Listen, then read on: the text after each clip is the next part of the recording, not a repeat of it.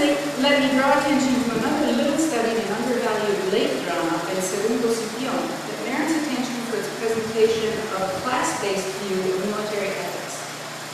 Undervalued not because it's a dramatic masterpiece, but because it takes on new interest in the political situation in court at the time of its estreno in November 1677, as an elaborately staged court play in the Buen Retiro Theater for the birthday celebration of the Queen Mother Mariana.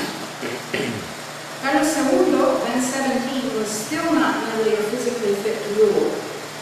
The drive to power of his illegitimate half-brother, Don Juan José de Austria, had finally achieved success with his march from Aragon toward Madrid with a gathering army of supporters, bringing him to enjoy effective governing power in January of 1677, displacing both Mariana's Austrian confessor, Miguel, and the upstart Valenzuela. In this context, Calderón puts on stage not two, but we might say four classes of soldiers. One, an idealized general conquering the Spanish Carthage as much with his magnanimity and his exaggerated courtesy to the women whom the Carthaginian ruler Margaret had expelled from the walled city in anticipation of his siege, as with his military skill and might.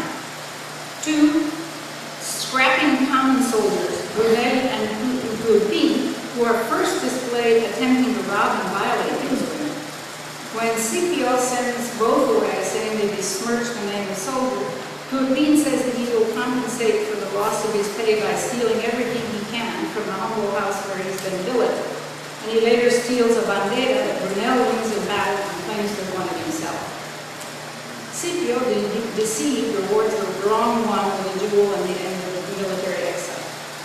The third, a pair of noble Roman soldiers, Legio and Egidio, who arrive bringing to Scipio two distinguished prisoners, Luceio, who hides his identity as son of Hannibal and the heir apparent of the Seleucida del Patria, and who is pledged to win the African princess Arminda, who is the other noble prisoner.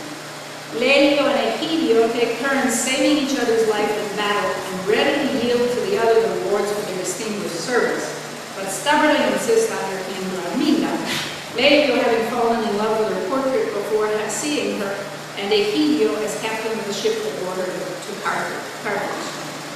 Scipio also falls in love with her at first sight, but will, of course, control his desire and unite her with Luceio in the end.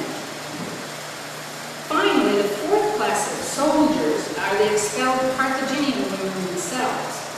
They, in gratitude to Scipio for his defense of them, first revealed him where he could find a weak spot in the city's defensive walls, and then organized themselves into a female squadron to attack its gate, and they kill Margaret and his men.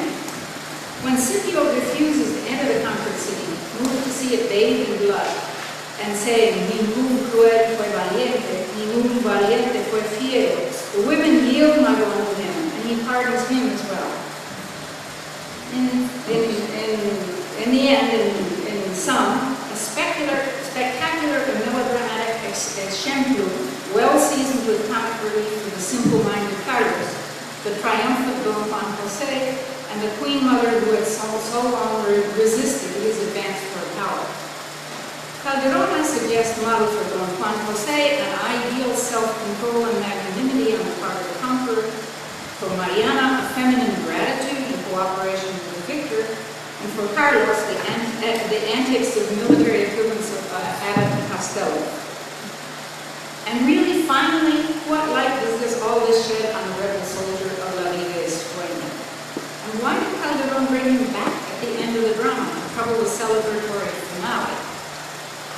I suggest Calderón did so in order to both permit rebellion against royal and paternal injustice, but to trace clear limits to its extension and acceptability. The traditional condemnation of the rebel soldier as a traitor is convincing as a received, rational, or rationalized explanation of the justice of such action in Calderón's day. But as Fred Jameson points out, the process of figuration frequently reveals the points of irresolvable tension, the cracks in surface smooth surface of the dominant ideology. Reading the Commedia intertextually with the outdoor version, in which Christ willingly serves as the pharmakos for man's inevitable rebellion, points up the tensions of class division.